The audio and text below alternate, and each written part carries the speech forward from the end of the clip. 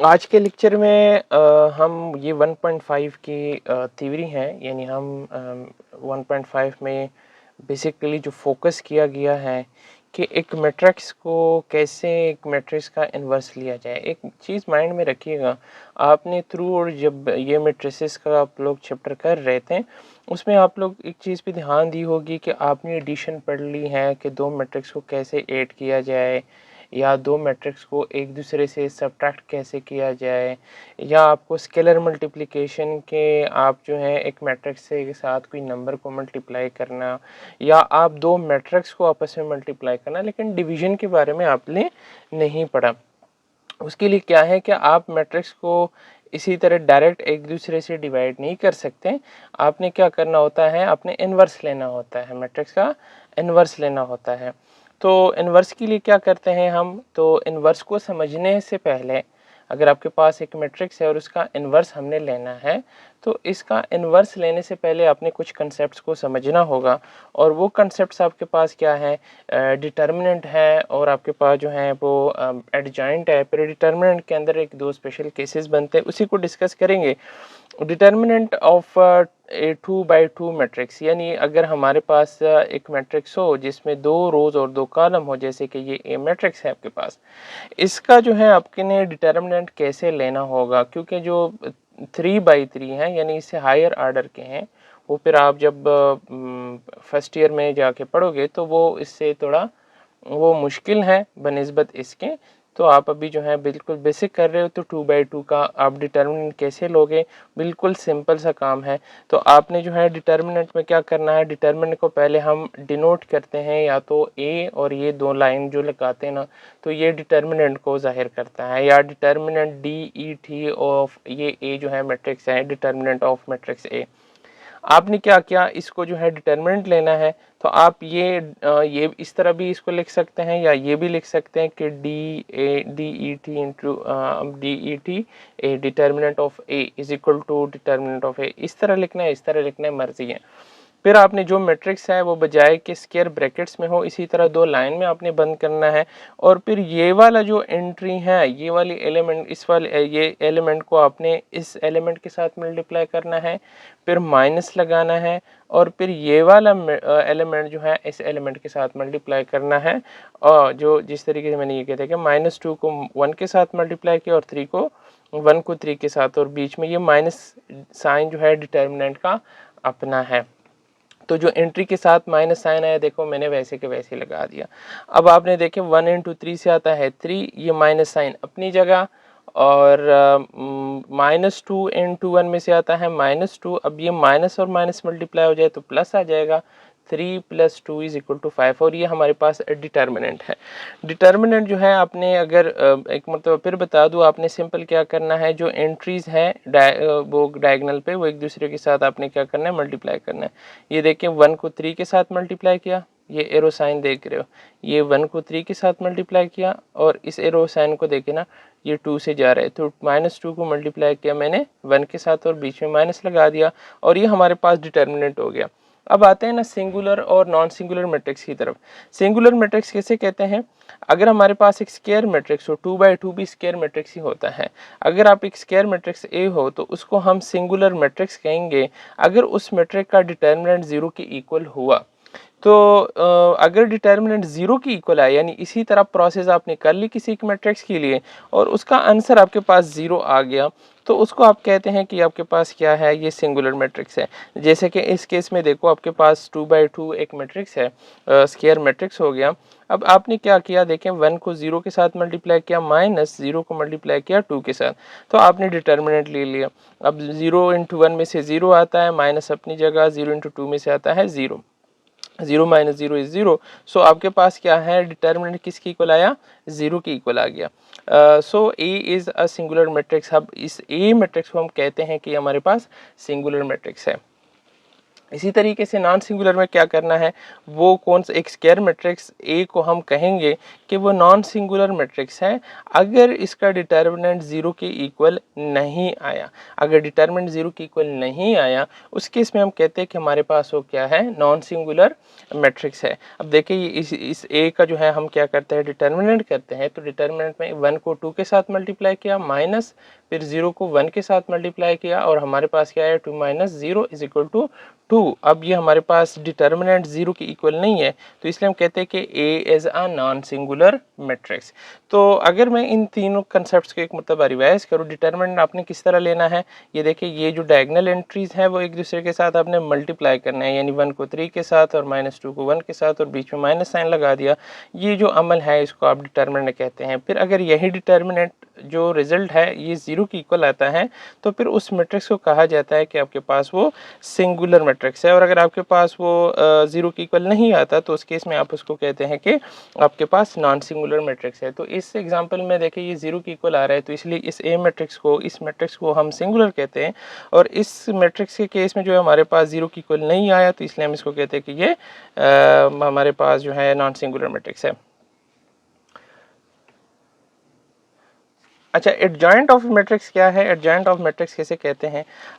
Adjoint of square matrix जो है हम इस तरह हासिल करते हैं कि जो डायगोनल पे एंट्रीज है उसको इंटरचेंज करते हैं और जो बाकी एंट्रीज हैं उसका साइन चेंज करते हैं। जो मैट्रिक्स बन जाता है उसको कहते हैं कि ये एडजॉइंट ऑफ ए मैट्रिक्स है। देखिए ना, ये हमारे पास एक मैट्रिक्स है। इस ए मैट्रिक्स का जो है हमने क्या किया, ये 1 को हमने रिप्लेस किया 0 के साथ और 2 प्लस था इसको नेगेटिव किया और 3 जो है हमारे पास पॉजिटिव था इसको भी हमने नेगेटिव कर दिया। तो जब हम डायगोनल के एंट्रीज को इंटरचेंज करते हैं और जो बाकी एंट्रीज है उसका साइन चेंज करते हैं, अगर नेगेटिव है पॉजिटिव कर देते हो, अगर पॉजिटिव है नेगेटिव कर लेते हो, तो जो मैट्रिक्स आपके पास वो ऑब्टेन्ड होता है उसको आप कहते हो कि ये एडजॉइंट है उसी मैट्रिक्स का। तो यहाँ पे मैंने लिखा है adjoint of a square matrix A is obtained by interchanging the diagonal entries and changing the sign of the other entries. तो इसी को हम कहते हैं कि हमारे पास एडजॉइंट ऑफ ए मैट्रिक्स है। अब आते हैं इन्वर्स की तरफ। तो इन्वर्स को करने से पहले आप लोगों ने डिटर्मिनेंट और एडजॉइंट का समझना ज़रूरी होता है, क्योंकि अगर आपने किसी मैट्रिक्स की इन्वर्स को फाइंड आउट करना होता है या उसको समझना होता है तो उसके लिए ये दो चीज़ें करनी ज़रूरी हैं आपके पास। अब मल्टीप्लिकेटिव इन्वर्स क्या है, तो मल्टीप्लिकेटिव इन्वर्स से पहले आप एक चीज़ समझिएगा कि आपके पास जो है ये, अगर फॉर एग्जांपल मैं एडिशन का केस लूँ तो एडिशन में अगर आपके पास 2 है और 2 के साथ आप एक ऐसे डिजिट को ऐड कर लेते हो कि उसमें से आंसर एडिटिव आइडेंटिटी या 0 आ जाता है, तो आप कहते हो ना कि ये 2 और -2 एक दूसरे के एडिटिव इन्वर्स है। और अगर मल्टीप्लिकेशन केस में अगर आपके पास ये 2 है, आप इसके साथ एक ऐसे नंबर को मल्टीप्लाई करते हो कि इसमें से जो है आपके पास आंसर 1 आ जाता है, तो आप कहते हो ना कि ये 2 और 1 और 2 एक दूसरे के मल्टीप्लिकेटिव इन्वर्स हैं। तो मैट्रिक्स के केस में जो है आप क्या करते थे, एडिशन के केस में जब आप एडिटिव इन्वर्स निकालते थे, तो ये अगर एक मैट्रिक्स है उसका एडिटिव इन्वर्स आपने निकालना होता था तो बस सिंपली आप इसका क्या कर देते थे, एंट्रीज का साइन चेंज करते थे और आपके पास वो एडिटिव इन्वर्स बन जाता था। लेकिन मल्टीप्लिकेशन के केस में क्या है, उसमें देखेंगे आगे हम पूरा, लेकिन उससे पहले आप इस चीज़ को समझिएगा कि अगर हमारे पास दो मैट्रिक्स है ए और बी और वो दोनों नॉन सिंगुलर मैट्रिक्स है। अब ये इन्होंने नॉन सिंगुलर मैट्रिक्स क्यों कहा इसको भी मैं समझा देता हूँ आपको। लेकिन अगर आपके पास दो मैट्रिक्स है ए और बी, दोनों स्क्वायर मैट्रिक्स हैं, दोनों का ऑर्डर भी सेम है और ए को कहा जाएगा कि वो बी का इन्वर्स है, अगर वो उन दोनों को आपस में मल्टीप्लाई करके आंसर क्या आता है, आइडेंटिटी मैट्रिक्स आता है। एक मैट्रिक्स है ए, आपने इसको मल्टीप्लाई किया दूसरे मैट्रिक्स बी के साथ, लेकिन जब आप आंसर आपने देखा आपके पास आइडेंटिटी मैट्रिक्स आ गया, यानी यूनिट मैट्रिक्स आ गया। वो मैट्रिक्स जिसके डायगोनल के एंट्रीज 1 1 के इक्वल होते हैं वही मैट्रिक्स आपके पास बन गया। तो आप कहते हो कि ये ए और बी एक दूसरे के मल्टीप्लिकेटिव इन्वर्स है। चाहे आप ए बी के साथ मल्टीप्लाई करते हो या बी ए के साथ मल्टीप्लाई करते हो, लेकिन अगर आपका रिजल्ट जो है वो एक यूनिट मैट्रिक्स बनता है तो उस केस में आप कहते हो कि आपके पास जो है ए और बी एक दूसरे के मल्टीप्लिकेटिव मल्टीप्लिकेटिव इन्वर्स है। तो एक मैट्रिक्स का जो मल्टीप्लिकेटिव इन्वर्स है वो हम डिनोट करते हैं ए, जैसे कि एक मैट्रिक्स है तो उसका जो इन्वर्स है ए और नेगेटिव पावर से जो है हम क्या करते हैं इसको डिनोट कर देते हैं। एक ज़रूरी बात ये भी है एमसीक्यूज़ के लिए कि आपके पास जो यूनिट मैट्रिक्स है यानी जिसकी डायगोनल एंट्रीज 1 1 हो और बाकी ज़ीरोज़ हो उसको यूनिट या आइडेंटिटी मैट्रिक्स कहते हैं। उसका जो आपके पास एडिटिव मल्टीप्लिकेटिव इन्वर्स है वो यूनिट मैट्रिक्स ही होता है। अगर आप इसका मल्टीप्लिकेटिव इन्वर्स फाइंड आउट करोगे तो आपके पास यही मैट्रिक्स आएगा। अच्छा, अब इसको ना ये इन्वर्स को हम फाइंड आउट किस तरह करते हैं, ये तो काइंड ऑफ डिफिनीशन थी कि मल्टीप्लिकेटिव इन्वर्स है क्या। तो मल्टीप्लिकेटिव इन्वर्स जब आप दो मैट्रिक्स आपस में मल्टीप्लाई करते हो और मल्टीप्लाई करने के बाद आपका रिजल्ट आइडेंटिटी मैट्रिक्स आ जाता है तो ये दो मैट्रिक्स आपस में एक दूसरे के मल्टीप्लिकेटिव इन्वर्स कहलाए जाते हैं। अब इसको हम फाइंड आउट किस तरह, अगर एक मैट्रिक्स है तो उसके लिए वो मैट्रिक्स हम कैसे फाइंड आउट करेंगे जिससे हमारे पास क्या आ जाए, मल्टीप्लाई करने से हमारे पास वो आइडेंटिटी मैट्रिक्स बने। तो inverse of a matrix using eight joint, तो इसको हम कैसे करेंगे। फॉर एग्जांपल एम हमारे पास एक मैट्रिक्स है 2 1 -1 और 3 इसकी एंट्रीज है, ये एक स्क्वायर मैट्रिक्स है। इसका जो हमारे पास मल्टीप्लिकेटिव इन्वर्स है वो हम m और पावर -1 से हम क्या करते हैं रिप्रेजेंट करते हैं। ये इसका इन्वर्स, इस मैट्रिक्स का इन्वर्स रिप्रेजेंट करता है। सबसे पहले हमने डिटर्मिनेंट को करना होगा, और डिटर्मिनेंट क्यों करना है, हमने देखना है कि इन्वर्स हमारे पास पॉसिबल है कि नहीं है।